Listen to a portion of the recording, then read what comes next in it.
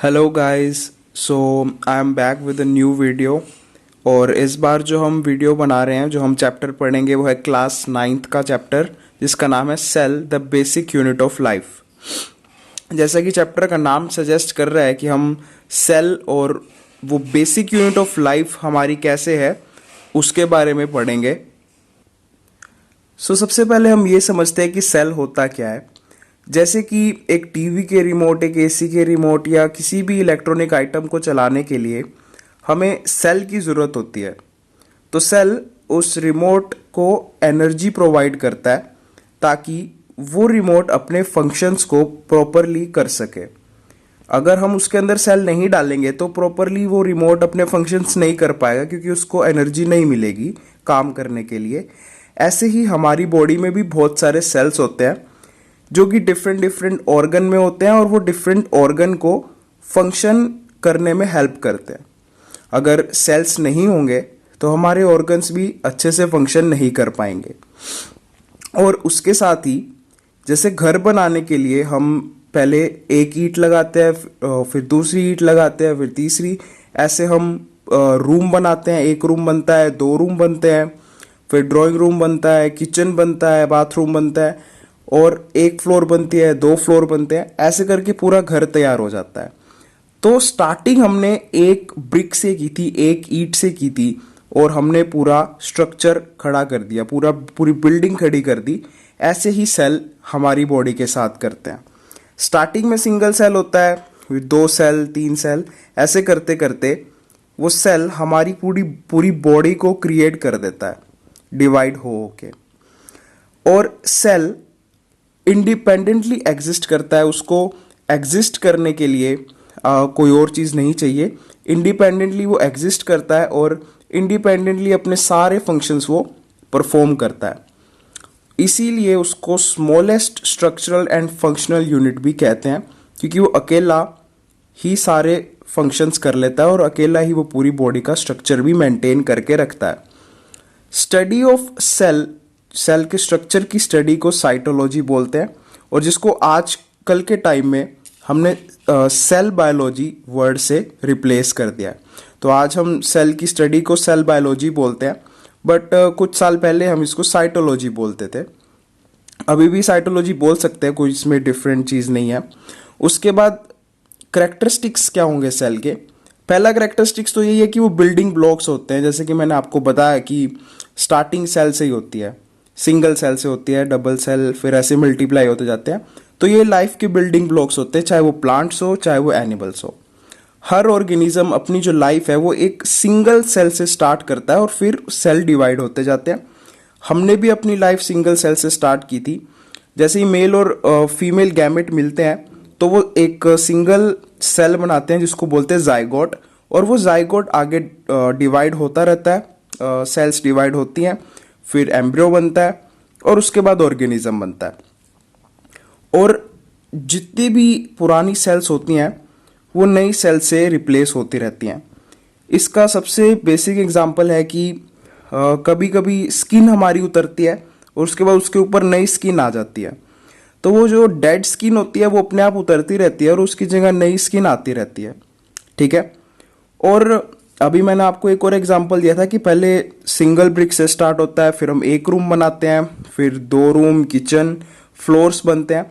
वैसे ही स्टार्टिंग में जो सेल्स मिलके एक टिश्यू बनाते हैं, फिर टिश्यूज, सारे टिश्यूज मिलके ऑर्गन बनाते हैं, फिर बहुत सारे ऑर्गन्स मिलके एक ऑर्गन सिस्टम बनाते हैं, और जब सारा ऑर्गन सिस्टम बन जाता है तब ऑर्गेनिज्म की फॉर्मेशन होती है। ये वैसे ही जैसे हम स्टार्टिंग में घर बनाते हैं, बिल्कुल सेम प्रोसीजर है। ठीक है। बस उसमें ब्रिक्स होती हैं और इधर हमारी बॉडी में सेल्स होती हैं। तो अब ये क्वेश्चन आता है कि सेल सबसे पहले देखा किसने होगा, सबसे पहले डिस्कवर किसने किया होगा, और सेल ही नाम क्यों दिया उसने, और कुछ नाम क्यों नहीं दिया उसने, सेल ही क्यों बोला गया। तो जो सेल डिस्कवर किया गया था वो रॉबर्ट हुक ने सबसे पहले 1665 में सेल को डिस्कवर किया गया था। और ये सेल जो वर्ड है वो एक लैटिन वर्ड सेलुला से आया हुआ है, जिसको इंग्लिश में बोलते हैं लिटिल रूम। तो लैटिन का वर्ड है सेलुला। और तो ये देखा कैसे गया? सबसे पहले रॉबर्ट हुक ने एक बॉटल के ऊपर एक कैप लगा हुआ था। उस टाइम कैप, अभी तो प्लास्टिक के आते ना, अब उस टाइम कैप थे वो ना एक लकड़ी के कैप बने होते थे जिसको कॉर्क बोलते थे। तो उसने कॉर्क को थोड़ा सा काटा, कट किया, और उसको अपने घर पे जो उसने माइक्रोस्कोप बना रखा था रॉबर्ट हुक ने, क्रूड माइक्रोस्कोप, उसमें उसको स्टडी करा, उस कॉर्क की एक स्लाइस को स्टडी करा। कॉर्क वुड से बनता है, जो पेड़ की वुड होती है ना, जो ट्रंक होता है ट्री का, बाहर वाला आउटर कवरिंग होती है, उसको थोड़ा सा काट के उसके कैप्स बनाए जाते हैं और उसको कॉर्क बोलते हैं। उसको पॉलिश करके उसको एक शेप दी जाती है कैप की, तो वो कॉर्क बन जाता है। बहुत हार्ड मटेरियल होता है। आज भी बहुत चीज़ों में ये कॉर्क यूज़ होता है। उस टाइम बॉटल कैप्स में यूज़ होता था, आज भी कभी कभी कई कई जगह ये बॉटल कैप्स में यूज़ होता है। तो उसकी थिन स्लाइस काट के रॉबर्ट हुक ने अपने माइक्रोस्कोप में देखा था। तो उसको क्या दिखता है कि बहुत छोटे छोटे कंपार्टमेंट्स, बहुत छोटे छोटे उसको रूम्स दिखते हैं, बहुत छोटे छोटे कंपार्टमेंट्स दिखते हैं उस छोटे से स्लाइस के अंदर।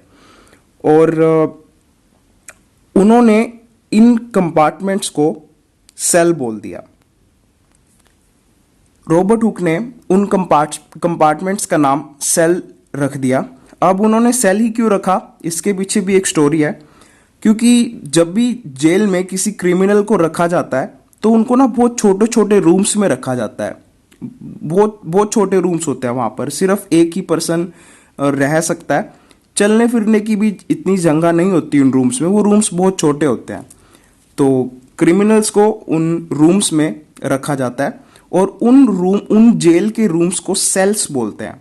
छोटे छोटे रूम्स को सेल्स बोलते हैं। तो जब रॉबर्ट हुक ने देखा तो उनको वही रूम्स याद आए, तो इसीलिए उन्होंने जो वो छोटे छोटे रूम्स थे, कंपार्टमेंट्स थे, उसका नाम रॉबर्ट हुक ने सेल दे दिया। तो वहाँ से जो ये टर्म थी सेल वो आई। और जो रॉबर्ट हुक ने कॉर्क की स्लाइस को देखा था, उसमें जो सेल्स थे वो डेड सेल्स थे, क्योंकि रॉबर्ट हुक को और कुछ उसमें दिखा ही नहीं।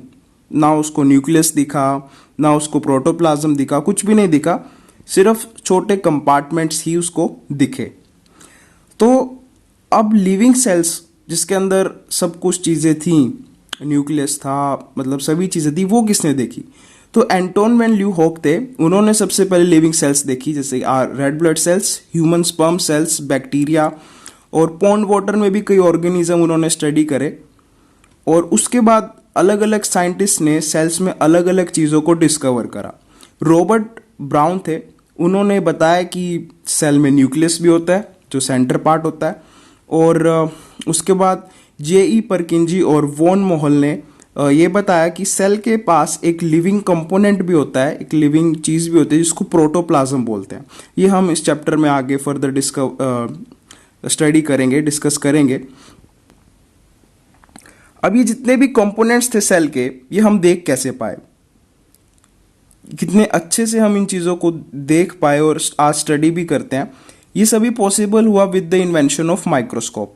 अलग अलग टाइप के माइक्रोस्कोप आते गए और हम सेल के बारे में और अच्छे से हम जानते गए। तो जो सबसे पहला माइक्रोस्कोप था वो एंटोन वैन ल्यूहोक ने डिस्कवर किया था, डेवलप किया था। काफ़ी छोटा सा माइक्रोस्कोप था वो, और उसके बीच में दो प्लेट्स थी। दो प्लेट्स के बीच में उन्होंने एक बाई कन्वेक्स लेंस लगा रखा था, बाई कन्वेक्स लेंस लगा रखा था, और उसकी मदद से वो चीज़ों को स्टडी किया करते थे। कुछ इस टाइप का लेंस था वो, और यहाँ पर एक प्लेट थी और यहाँ पर एक प्लेट थी। दो प्लेट्स के बीच में ये लेंस था। यहाँ आप अपनी आई रख सकते थे और यहाँ से आप सामने से कोई भी चीज़ को स्टडी कर सकते थे। तो ऐसा माइक्रोस्कोप एंटोन वैन ल्यूहोक ने डिस्कवर किया था, और उसका रेजोल्यूशन पावर 200 से लेकर 500 नैनोमीटर था, और वो चीज़ों को 70 to 250 टाइम्स बड़ा कर सकता था। देखो, रेजोल्यूशन ये होता है कि कोई चीज़ कितनी क्लियर दिख रही है हमें, ठीक है, HD रेजोल्यूशन आज हम देखते ही हैं। मैग्निफिकेशन के बाद भी कोई चीज़ हमें कितना क्लियर दिख रही है, वो उस पर डिपेंड करता है कि जो आप इंस्ट्रूमेंट यूज़ कर रहे हो उसकी रेजोल्यूशन पावर कितनी है, वो पिक्चर को कितना रिजॉल्व कर सकता है, कितना क्लियर आपको दिखा सकता है आफ्टर मैग्निफिकेशन। कई बार ऐसा होता है ना, मैग्निफिकेशन करने के बाद, जूम करने के बाद भी कई पिक्चर हमें अच्छे से नहीं दिखती। वो इसलिए नहीं दिखती क्योंकि जो आप कैमरा यूज़ कर रहे हैं मे बी उसकी जो रेजोल्यूशन है वो कम है, उसकी रिजॉल्विंग पावर कम है, जिसकी वजह से उसके पिक्सल हैं वो फट जाते हैं। जैसे जैसे टेक्नोलॉजी बढ़ती गई, जो रेजोल्यूशन पावर और मैग्निफिकेशन पावर है वो बढ़ती गई। उसके बाद आता है compound microscope. Compound microscope Robert Hooke ने डेवलप किया था, जिसके अंदर दो लेंस थे। एक लेंस के पास ऑब्जेक्ट को रखा जाता था और दूसरा आई पीस था जहाँ से हम ऊपर से ऑब्जेक्ट को देख सकते थे। और उसके सामने, जैसे ऑब्जेक्ट पड़ा है उसके सामने एक लाइट का सोर्स था।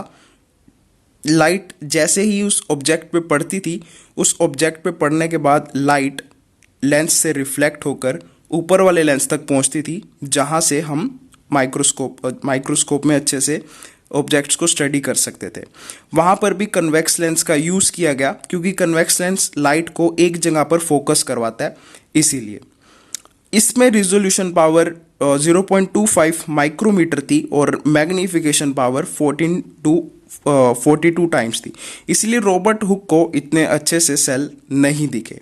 बट कंपाउंड माइक्रोस्कोप से एक आइडिया हो गया था फ्यूचर के माइक्रोस्कोप बनाने का। तो इस माइक्रोस्कोप का बेस या इस माइक्रोस्कोप का डिज़ाइन आगे के माइक्रोस्कोप बनाने के अंदर बहुत हेल्पफुल रहा।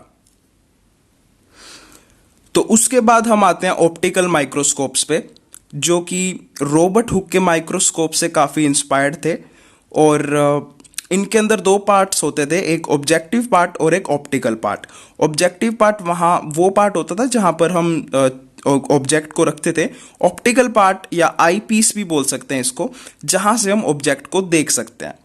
और ऑब्जेक्टिव पार्ट के ठीक नीचे आपको एक कंडेंसर मिलता था और कंडेंसर के नीचे एक मिरर होता था।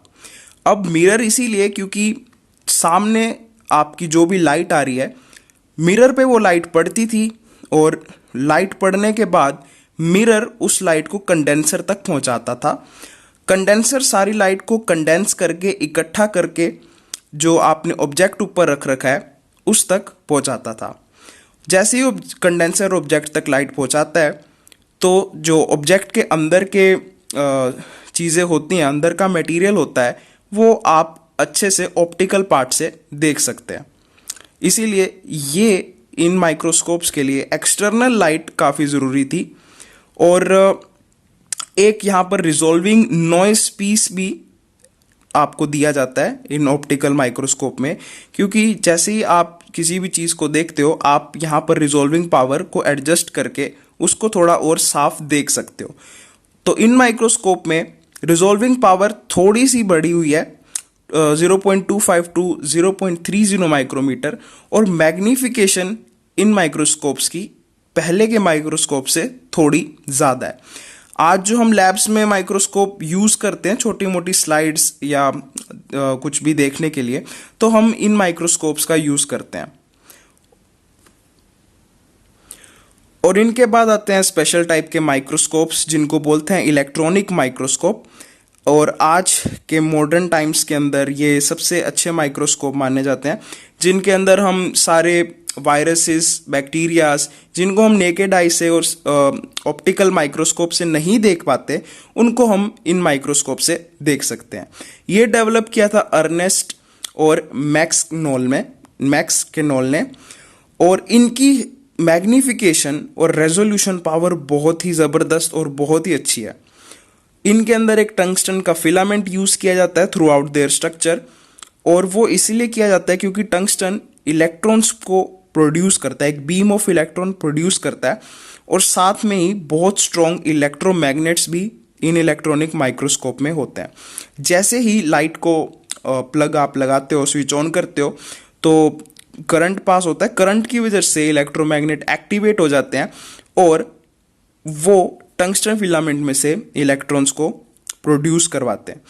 तो बीम ऑफ इलेक्ट्रॉन बहुत तेजी से फोकस होती है with the help of electromagnets, और एक वैक्यूम भी इन माइक्रोस्कोप में जनरेट किया जाता है ताकि जो इलेक्ट्रॉन की बीम है वो फ्री फ्लोइंग बीम रहे, कहीं कोई डिस्टरबेंस ना हो एयर से, इसीलिए।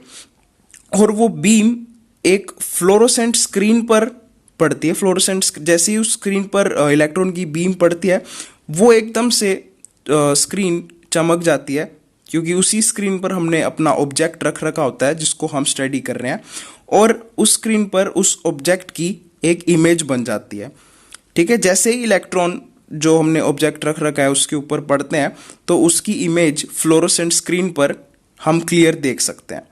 उसका रेजोल्यूशन 0.5 to 1 नैनोमीटर होता है, जो कि काफ़ी अच्छा रेजोल्यूशन है, और मैग्निफिकेशन 100,000 से 500,000 टाइम्स अच्छी है। मतलब इतनी अच्छी रेजोल्यूशन है, मैग्निफिकेशन है सॉरी, हम इतना मैग्नीफाई कर सकते हैं किसी भी ऑब्जेक्ट को, और इतना हम क्लियरली देख सकते हैं किसी भी ऑब्जेक्ट को with the help of electronic microscopes. Microscopic structure है सिंपल माइक्रोस्कोप का। इसके आगे एक बहुत बड़ी प्लेट लगी हुई है जिसके ऊपर ही आपको बाइकन्वेक्स लेंस दिखता है, जिसके अंदर से हम मटेरियल्स को स्टडी कर सकते हैं। सेकंड माइक्रोस्कोप है कंपाउंड माइक्रोस्कोप, जिसमें आपको एक ऑयल लैम्प और दिख जाता है जिसमें से लाइट आगे आती है। और उसके बाद है ऑप्टिकल माइक्रोस्कोप, जिसमें आपको एक eye piece, resolving nose piece, objective piece, condenser और मिरर देखने को मिल जाता है। और उसके बाद है इलेक्ट्रॉनिक माइक्रोस्कोप, जिसका रेजोल्यूशन काफ़ी हाई होता है। और अभी मैं इसको आपको इसका इंटरनल स्ट्रक्चर दिखाऊंगा, जहाँ पर ऊपर से एक बीम ऑफ इलेक्ट्रॉन्स नीचे की तरफ आती है और जो भी ऑब्जेक्ट होता है उसकी बॉडी में जाती है और सामने फ्लोरोसेंट स्क्रीन पर उसकी इमेज बन जाती है। और उसके बाद नेक्स्ट टॉपिक है सेल थ्योरी का। अब देखो, सेल बना है तो सेल से रिलेटेड कुछ एक थ्योरी भी तो दी होगी ना कि सेल कैसा दिखता है। मतलब एक बेसिक प्रिंसिपल्स टाइप कुछ दिए थे साइंटिस्ट ने कि ये बेसिक प्रिंसिपल है सेल्स के, ये बेसिक थ्योरी है, और सेल ये चीज़ करता है, यहाँ से आया है, ऐसे डिवाइड होता है। तो ये सब इस थ्योरी में था। ये थ्योरी स्टार्टिंग में कोलेक्टिवली एमजे शेल्डन और थियोडर स्वॉन ने दी थी, और उसके बाद जो रुडोल्फ विर्चोव है उनका एक व्यू ऐड किया गया था, और वो व्यू था कि all cells arise from pre existing cell, कि जितनी भी सेल्स बनती हैं वो पहले से एग्जिस्ट जो सेल है उसके अंदर से ही वो सेल बनती है। ठीक है, तो जो मेन फीचर थे इस थ्योरी के, उनमें से पहला फीचर ये है कि सेल बेसिक स्ट्रक्चर और फंक्शनल यूनिट है लाइफ की, प्लांट और एनिमल्स में। और दूसरा है कि जितनी भी मेटाबॉलिक एक्टिविटीज होती हैं सेल के, वो हमारी बॉडी के अंदर, वो सभी सेल्स के अंदर होती हैं। चाहे वो एक्सचेंज ऑफ गैसेज हो, चाहे वो किसी भी सब्सटेंस को अंदर पास करवाना हो और बाहर भेजना हो, किसी भी चीज़ की फॉर्मेशन हो बॉडी के अंदर, और प्रोटीन सिंथेसिस हो, कुछ भी हो, वो सभी सेल के अंदर होता है। वो सभी रिएक्शंस सेल के अंदर होती हैं। ठीक है, और थर्ड चीज़ कि जो सेल है वो हेरिडिटी यूनिट है हमारी बॉडी की, क्योंकि जितना भी हेरिडिटी से रिलेटेड इंफॉर्मेशन या हेरिडिटी से रिलेटेड सब्सटेंस होते हैं वो आपको सेल के न्यूक्लियस के अंदर मिल जाते हैं। जीन्स भी आपको इसी में ही मिलते हैं, न्यूक्लियस के अंदर। ठीक है, और लास्ट पॉइंट है all living cells arise from pre existing cell.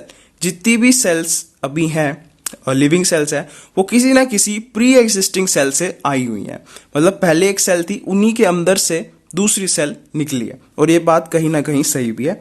ठीक है, अब इसमें जो एक्सेप्शंस आती हैं, अभी ज़रूरी नहीं है ना कि जितने भी ऑर्गेनिज्म हो सभी सेलुलर हो। यहाँ पर सबसे पहले एक्सेप्शन है वायरसेस। वायरसेस सेल्स कंसीडर नहीं की जाती क्योंकि ये इंडिपेंडेंटली बाहर लिविंग कंडीशन में नहीं होते। जैसे ही ये बाहर होते हैं जब, तो ये लिविंग कंडीशन में नहीं होते। ये लिविंग कंडीशन में जब आते हैं जब ये किसी की बॉडी के अंदर चले जाते हैं, और इनके पास जेनेटिक मटेरियल होता है सिर्फ, जो कि एक प्रोटीन कोड से सराउंडेड होता है। ना इनके पास न्यूक्लियस होता, ना साइटोप्लाज्म, ना एंजाइम्स होता। तो मेटाबॉलिक एक्टिविटीज ये इंडिपेंडेंटली नहीं कर सकते, इनको कोई होस्ट चाहिए। ठीक है, तो ये बाहर भी मल्टीप्लाई नहीं कर सकते खुद को। और जो दूसरी है वो है बैक्टीरिया और जो ब्लू ग्रीन एल्गे होते हैं, उनको भी ट्रू सेल्स नहीं बोला जाता क्योंकि उनके पास न्यूक्लियर मेम्ब्रेन ही नहीं है और सेल ऑर्गेनेलिस भी नहीं है। सेल ऑर्गेनेलिस नहीं है इन द सेंस कि प्रोटीन सिंथेसिस में उनको बहुत मुश्किल होगी, ठीक है, और जितनी भी मेटाबॉलिक एक्टिविटीज़ हैं वो करवाने में भी उनको मुश्किल होगी। इन सेल के पास कोई आरएनए नहीं होता, सिर्फ डीएनए ही इनके पास होता है और ये क्रोमेटिन फाइबर्स भी बना नहीं सकते।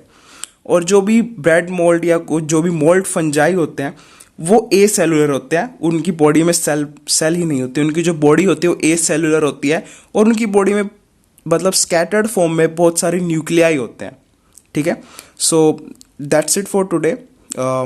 आज का वीडियो यहीं ख़त्म होता है और please don't forget to share, don't forget to like the video. और अगर आपको और वीडियोस देखनी है 9 से रिलेटेड, 10 से रिलेटेड, 6 से रिलेटेड, 7th और 8th से रिलेटेड, तो प्लीज़ इस चैनल को सब्सक्राइब करें। So that is all from my side. Thank you and take care.